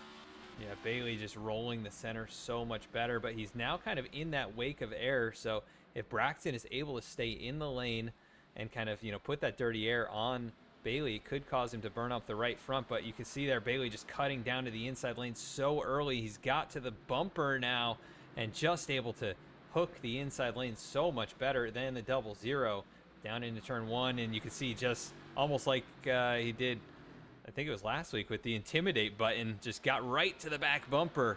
And Braxton has no choice but to kind of look in his mirror and be distracted about what's going out in front. Here comes the 24 now with the advantage at the start finish line. Should be pretty much elementary at this point. He's got the preferred lane. He's got the fresher tires. He has got the race lead. Bailey Turner back to P1 here, just over 30 laps to go at Martinsville. Braxton DeWeese still trying to hang with him, but now with clean air, fresher tires, it is going to be an uphill battle for the 00 of Braxton DeWeese. Chris Simard now up into the 3rd position on those 2 tires. He's still running some pretty good lap times here. See what he can do now that he's got a little bit of clean racetrack, if he's able to kind of pull away from the 83 of Dennis Faircloth. He's running about even lap times with Braxton DeWeese at the moment. But Bailey Turner, by far your fastest car on track by at least 0.2 of a second over anybody else. Yeah, so obviously the 2 tires worked for Chris Simard for a couple of laps, but the balance has not changed on that car as a result. And ultimately, you know, maybe it's actually worse, but he's just got fresh, you know, tires, so he's got a little bit more grip overall, but maybe the feel not exactly what he's looking for. Still hanging on here in that 3rd position, like you said. And now Dennis Faircloth opening the door. Here comes Angelo Rona. Is going to take a peek to the inside, down into turn number 1, and they're going to get together. He gets into Faircloth, and around goes the 83. Yellow flag is back out in the air, and Dennis Faircloth cannot be happy about the way that played out. Angelo Ronas did have fresher tires. He had better grip. We're going to see it here on the replay. He gets down into the turn. There was just a slight wiggle. It's just a slight wiggle out of the 22 there. And he pushes up just a little and gets into I mean, that is really close, though. That you're getting to this stage of the race. Man, I can't really fault either driver there. You both got to defend. You both got to go for it. And, you know, even just now on race comms, sounded like Dennis is saying, hey, man, that wasn't on you. That's just racing. And unfortunate byproducts sometimes of short tracks when you get into these latter stages. the contact like that is going to happen. But 25 laps to go. Braxton DeWeese says, well, I've seen all I need to see of the older tires. He's going to come down, try to flip the script here, take 4 tires himself. Chris Simard coming down, putting 4 tires on as well. And they're not going to lose a ton of track position out of this. I mean, they will lose a few spots here. It's like DeWeese should restart somewhere around 10th or 11th. Need to see where he'll shake out at, because there's a couple of drivers that I think are coming back down pit road to get some more damage fixed. So, I mean, it's worth a shot here. You played one strategy, it didn't work. You might as well go ahead and try to put yourself back on offense here for the last few laps and see what you can pick up. Yeah, he knew he's not going to win, the race at the pace that he was running. He's not going to, gain enough points. Bailey, who is in front of him in the standings. So just definitely, a little bit of a Hail Mary moment here, right? Send it, give it all you got here for 25 laps and see where you end up. Even if it's worse than where you were at, you gave it a shot. Bailey Turner going to pick the outside lane, just like we saw Braxton do those last couple of restarts. And Angelo Ronas now going to be to his inside. So good chance for Angelo here to make something happen. And he's had good, long run speed as well. Even tires with Bailey at this point in the run. So we'll see. And those are teammates on the front row as well, with teammate Eric Hutton in the 4th position. So maybe trying to get a little team podium sweep here this evening for these drivers. Dallas Sullivan currently trying to break up that party, running in the 3rd position. Then you got Seth Hatchell, Cody Atkins in the 3rd row directly behind them. Green flag back out in the air, underway here, inside 25 laps to go. Bailey Turner into the race lead. Angelo Ronas holds down the 2nd position, but here comes Hutton looking on the outside. He does have a tire advantage over Dallas Sullivan. He's sticking to those older tires, trying to make it work, but the yellow is out. Contact. Little bit more teammate on teammate violence between Alan Dice and Thomas Brendel this time.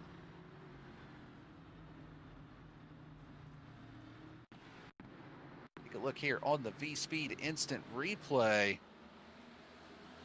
Brendel down on the inside, and I think it looked like Allen started to move down at first, maybe trying to give those fresher tires on DeWeese a little bit of room, but wasn't quite committed to moving down at first. The 34 drives it in a little bit too deep there, and just a couple of decisions that didn't work out in their favor right there. Yeah, we've seen 34 struggle a little bit on corner entry, getting into a couple of other drivers. I think teammates every single time too, but just a little bit too much contact right there, and Allen goes for that big slide. But this is, a couple more positions in the hands of the 00 and the 77 of Chris Simard. They're, 8th and 9th right now, but laps are just, they're going to run out of time. That's going to be the main thing here. Too many cars in front unless something else happens. And on this most recent caution, your free pass recipient, the 17 of Adam Cabot, gets 1 of his 7 laps back. He will now be 6 laps down. All he needs is a few more of those, a couple of green-white checkers, and he still might have a shot at this thing here tonight, Adam. I think it's technically not impossible, but we're going to have to get a bunch of quickie yellows, and it doesn't appear to be the case. So you're saying there's a chance. is what we're saying. I think we're at about 0.1%, but yes, it's theoretically possible if everyone else crashes. I have been in that position before where I got, it was in a next gen league at North Wilkesboro. I got damage on lap 1 of the race and went, I think 6 or 7 laps down, got a bunch of free passes. A bunch of people died on the last lap, and I ended up finishing 6th. So I'm not saying it's impossible. It's just highly improbable. We'll put it that way. But stranger things have happened. See, there's 17 cautions on the evening, 3 lead changes, and pretty much every lap so far led between Bailey Turner, Adam Cabot, and Braxton DeWeese. I think actually every lap has been led between those 3 drivers. Getting ready to go back green here 18 laps to go at Martinsville. And Bailey Turner takes the outside lane. Green flag is in the air. Good jump for Turner. Good jump for Angelo Ronas. And there's Eric Hutton now trying to work his way up into the third position. They're side by side, he and Dallas Sullivan. And Braxton DeWeese behind them a couple rows back. He is trying to put those fresher tires to work, but just nowhere to go with it right now. Yeah, he's pretty much boxed in now to the outside of Seth Hatchell, but then you've got James Loveland, who's got a damaged race car right there in front of him. So he's between two damaged V-Speed machines. 0-2 able to clear, though, and now here comes Braxton. He's going to have to do this the hard way, and he's almost back into the top 5. Not able to make the move there. Now gets to the inside of the 0-2 of James Loveland. Definitely putting, those Goodyear Eagles to good use. And he should be able to complete the pass, I would think, down on this end of the racetrack. Now back into 5th as a little lockup there from Dallas Sullivan, a little smoke. This race isn't over yet if we get another yellow flag.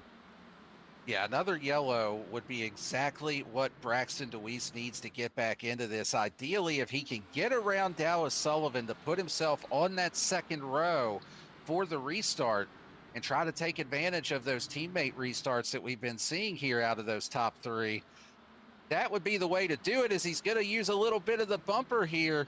I don't know if that was intentional or not. It looked like he was trying to get down to the inside, thought better of it.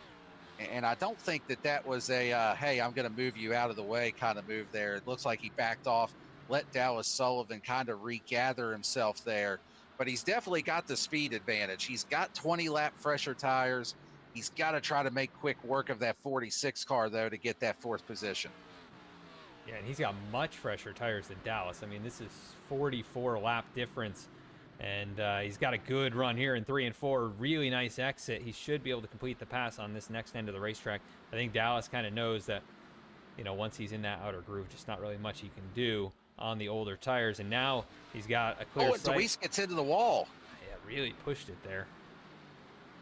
Yeah, he has got to push for everything he can right now to try to at least get himself back up into the podium. He's a second back of Eric Hutton for the 3rd position. Try to break up that teammate podium up there. I don't know that he would be able to get there without the aid of a caution. Well, I'll tell you what, you say it and it happens. Unfortunately, the night continues to go south for the 83 of Dennis Faircloth. He spins down the back straightaway, pretty significant contact with the inside wall. As we go back and take a look here on the instant replay. Battling with Cody Adkins. There's Chris Samard. Had to check up just a little bit, but just loose on the exit of 2. Big hit. Yeah, catches a little bit of that bump that we've seen bite a few other drivers here this evening. And that's the caution that Braxton DeWeese needed. He's going to be on that second row. And if we see Bailey Turner take that outside lane as he has the last few restarts, it would put him right on the leader's back bumper with the opportunity to kind of try to stay even on that restart and maybe utilize that tire advantage. Although, again, these drivers are always playing chess out there. They're always aware of their surroundings. I would have to think, if I'm Bailey Turner, the teammate restarts are off at this point. You can't really worry about trying to help out a teammate at this stage of the game. I would not be the least bit surprised to see him take the inside on this restart to not allow Braxton DeWeese to start right on his back bumper. Yeah, I think that makes sense. He's his biggest threat right now. I mean, Angelo's been fast, but doesn't seem that he's going to be able to necessarily push the 24 unless he's going to use the bumper. And then Eric Hutton, I think he's still got a little bit of damage on the nose of that 88 machine, so I'm not sure that car is up to full song compared to these top 2. So Braxton DeWeese with those fresh tires, I mean, he's the next closest threat to these top 2 drivers. Yeah, let's see here. Bailey looks like he's probably taking the inside. Yeah, he is going to indeed take the inside on this restart. And I know that was always kind of my thing with teammates at these tracks where you could do the teammate restarts. Once you get inside of about 10, 15 laps to go, that's when the teammate deals are out the window and it's time to race at that point. You just got to kind of let the chips fall where they do sometimes. So you try to play the teammate game as much as you can and help them out, but at the end of the day, still here to try to win a race. That'll put Bailey Turner inside, Angela Ronas outside, Eric Hutton, Braxton DeWeese, your second row, with Dallas Sullivan still holding on those old tires, and James Loveland in the third row. Let's head into the restart zone. Green flag is out. Great launch here for Bailey Turner. And they're side by side now for the second position, which is going to slow up Braxton DeWeese's progress a little bit here. He's not got anywhere to go with those fresher tires. He may have to try to force it 3 wide if he can get a good run going here. Yeah, and they are battling hard behind him. I mean, we see 2, nearly 3 wide. These teammates still glued side by side. And yeah, nowhere for the 00 to go. He's making good progress now on the 22. This will be to get onto the podium, but now 4 laps to go. He's gonna run out of laps to get it done. Eric Hutton, what a race for him, though, to recover from his early problems. Now running in the runner-up spot. Obviously, quite a ways back from the 24. It would be almost impossible for him to get there unless Bailey makes a big mistake, but he's been essentially perfect all race long, as we've got side-by-side battles back here. Dallas Sullivan, James Loveland, Chris Samard, Seth Hatchell, all fighting inside the top 10. Yeah, a lot of battles for position, a lot of positions still to be decided here. See Dallas Sullivan trying to hang on to that top 5. He's doing a nice job of it right now. Chris Samard trying to work his way back through the field on fresher tires. Hasn't quite made the progress that Braxton DeWeese has with that tire advantage. It's still a possibility to get himself back up into the top 5 here. He can make some short work, but up at the front of the field, Bailey Turner in the 24. He gets the white flag. They're wrecking over in turn 3 and 4, but the white flag is out. 1 lap to go. We'll see if they can get him back going as the leaders are down the back straightaway. Bailey Turner one more time through turns 3 and 4. Still got a slow car, Alan Dice, to navigate here.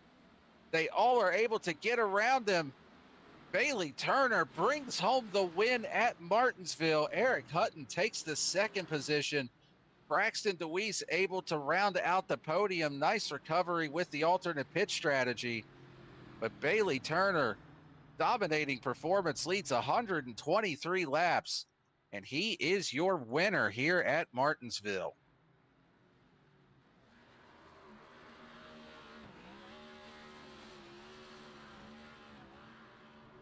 It is time to celebrate for the 24 team. Really hard fought battle. Had to play the strategy game, had to get everything right on those last few restarts. And he is going to burn it down here on the front straightaway. Is he going to back it into the wall just a little bit, just to make sure it passes Tech? Yeah, I was going to say. Yeah, that car is very good. Just making sure he knocks it back into alignment. So we're going to let Bailey Turner burn it down here and celebrate the win. Going to take a quick commercial break, and we will be right back with you from our top 3 finishers. At Cynthia Rogers, MD Dermatology, we specialize in providing comprehensive expert care for the full spectrum of skin conditions, from complex skin diseases and skin cancer to aging concerns and aesthetic needs. With decades of combined experience in medical, surgical, and aesthetic dermatology, our team brings both deep clinical knowledge and a patient-first approach to every visit. Our practice focuses on developing personalized treatment plans tailored to each individual's skin, health, and life stage. We're located in Port St. Lucie, Florida, in the PSL Professional Center. Learn more or schedule a visit at floridaskindoctor.com.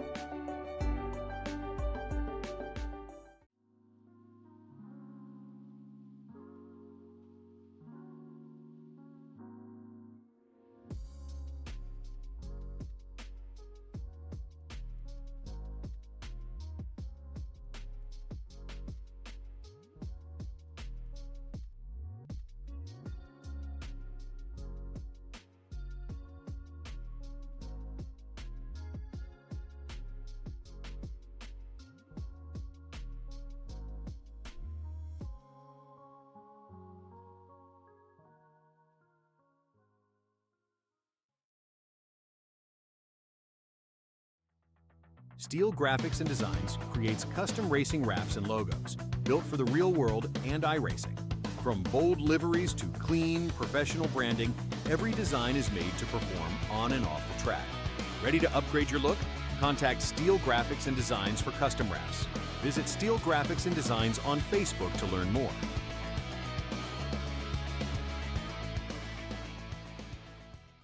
Backed by 70 years of experience, Duncan Water Systems specializes in commercial and residential water system testing, design, installation, and maintenance. Our mission at Duncan Water Systems is to provide high-quality water solutions to every customer. We pride ourselves on being responsive, honest, and customer-oriented. Our priority is safer water for you and your family. Contact us via call, text, email, or visit us at duncanwatersystems.com.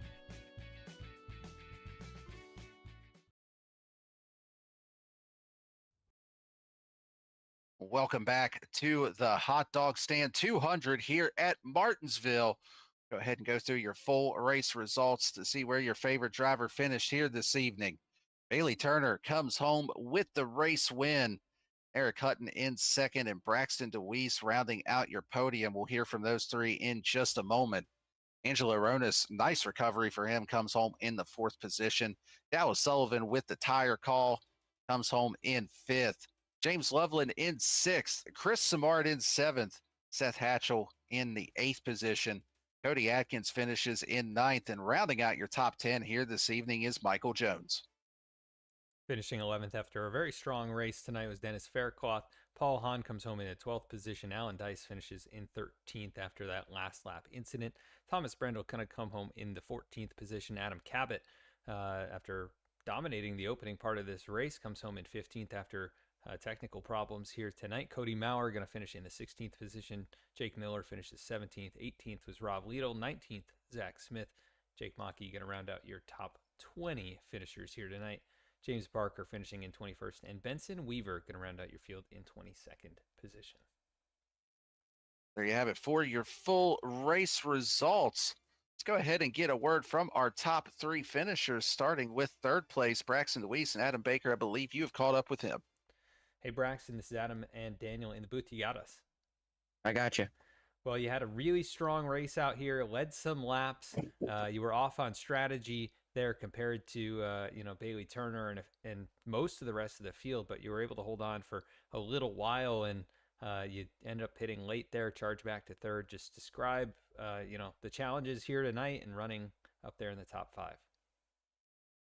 Yeah, track position was definitely a big deal. No matter where you go in these cars, the air is definitely effective, and that's unfortunate. But it is what it is. It's what you have to work with. There was a couple times I was pretty close to Bailey there, but just the way he came off the corner, the way I was coming off the corner, it just plowed, and the front end didn't stick, and so it made it a little difficult to pass for the lead on the same amount of lap tires. I didn't really want to pit that early. I don't know. I just felt like I needed to do something maybe a little bit different. If I would have pitted there, I probably would have taken 2 right side tires just to try to get the track position. But all in all, I felt like I probably would have fell back to third or something around there. So, I'm at least happy to be able to get back up there in a clean fashion. Yeah, and definitely a strong run, strong performance, and good recovery there, being off sequence with the pit stop. We have one more race in the regular season. You've had a really good season so far with the race win, back at Atlanta there. And we go to Charlotte for the longest race of the season. How do you feel going out there to another 1.5 miles? Just like any other week, to try to do our best. Try to stay up front and cleaner the air that we can get into. Obviously, being out front is the best place to be. But Bailey, Adam, and a couple of people. I know Seth's been up there. I feel like us four. I don't want to. Just a good group of us here at race up towards the front, and so we definitely got to be on top of it no matter what. We obviously set ourselves up,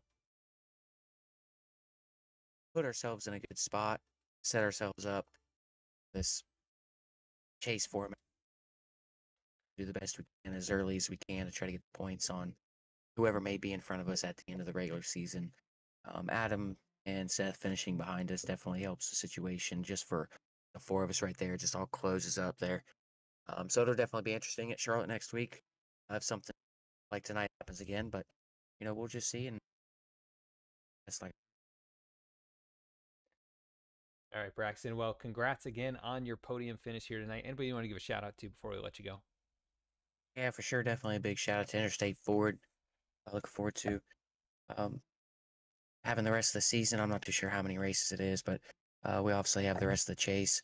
I might get an updated scheme for the chase. I'm not entirely sure yet, but big shout out to them, as well as Third Ice Cream Shop, Steak Time, Louise Renovations, Superior Sim Racing. Code DR5 for 5% off there. Have some button box into real money. You got to go to the real car. So, we're trying to get the real race car on the track, but go check that out if you're looking for any button box.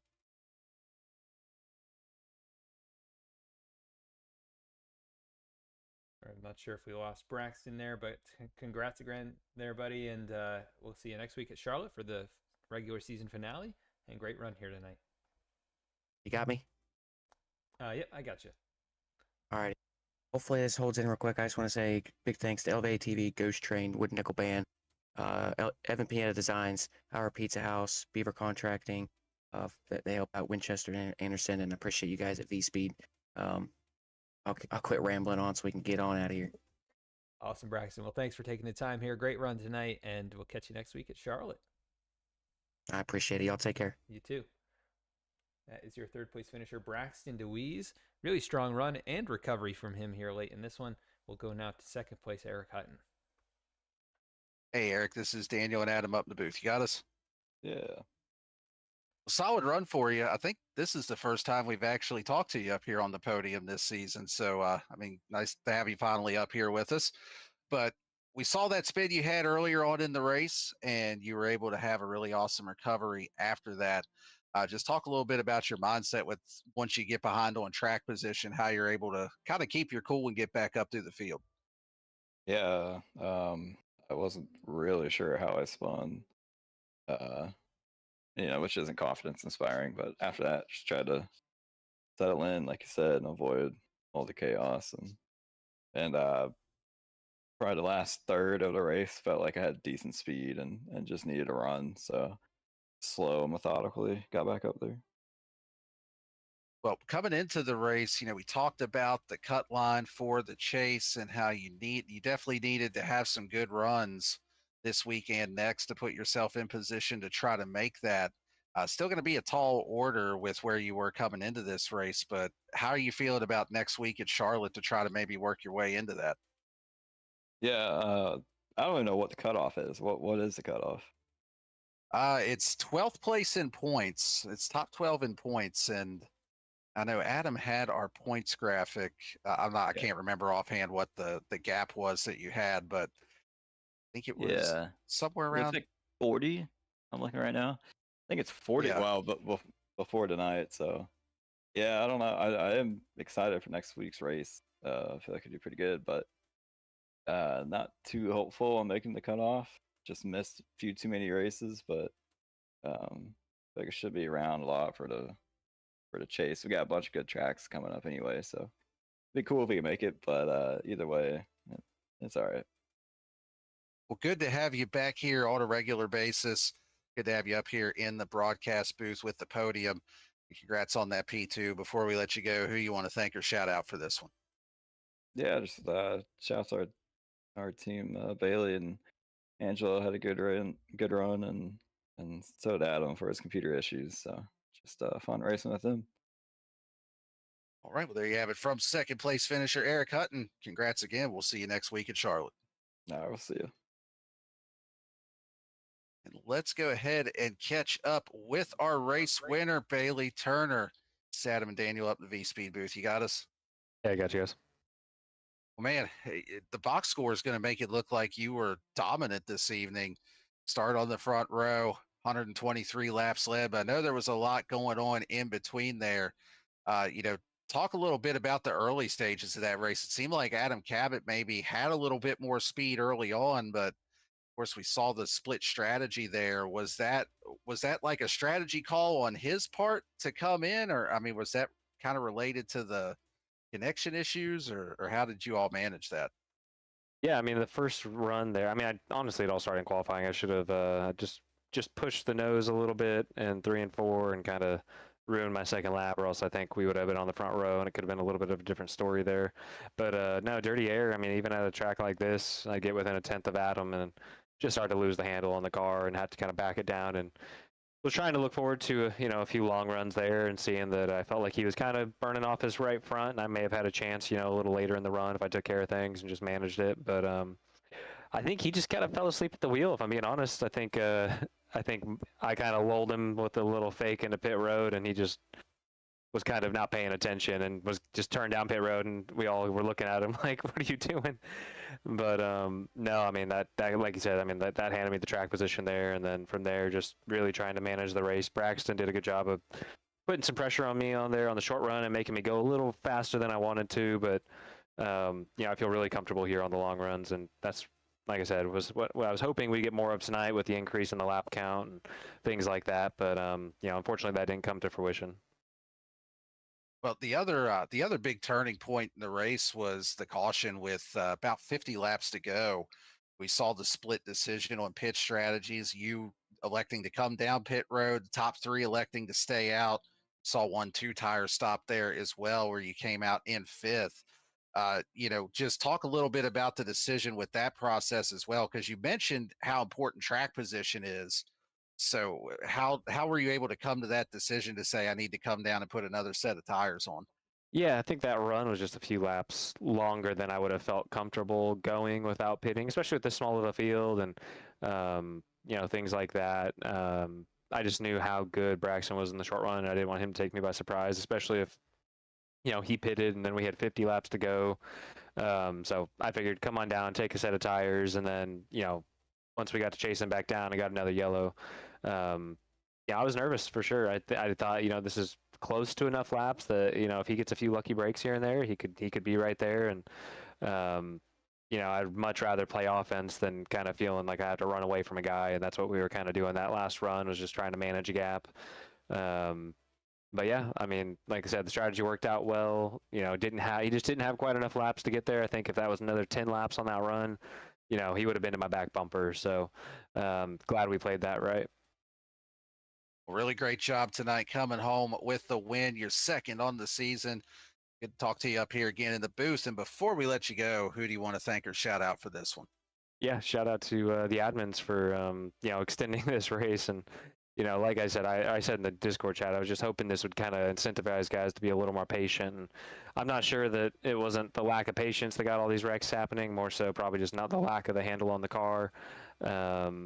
But yeah, shout out to the admins. I love Martinsville. Every time I come here in every league, this is my favorite time on the schedule. There's nothing else that I look forward to the rest of the season besides this track. So happy about that. Thanks to all the teammates over there, kind of working together there to kind of find the right setup and messing with the brake biases and things like that to get the cars to rotate. So I appreciate them. And then obviously the league sponsors and you guys up in the booth.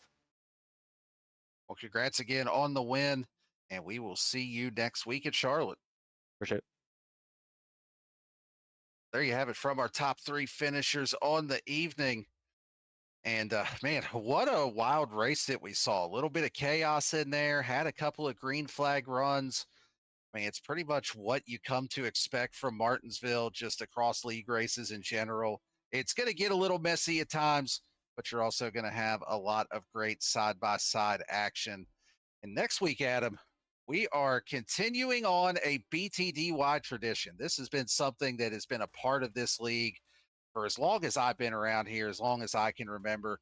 Heading to Charlotte Motor Speedway next week for what has become the annual 300-mile race, 200 laps next week, and that is going to be a good one as well. Disappointed that I have to miss that one, but I know that they'll put on a great show for y'all over here to call it. Yeah, really looking forward to another mile and a half and getting back to, high speed action. These guys always put on amazing shows at those types of racetracks. Not that tonight was, any exception. It was definitely an interesting show, a wild race. I love Martinsville. It's good to see a couple of longer green flag runs in there. I think a deserving winner in the end here tonight. But yeah, looking forward to Charlotte, wrapping up this regular season and getting things into the chase.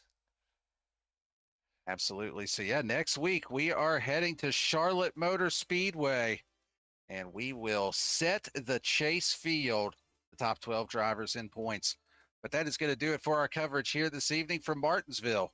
So, on behalf of all the admins here at BTDY, for everybody at VSPEED, Bradley Cooper, Morgan Cook, Eddie Smith, and of course you as well up here, Adam.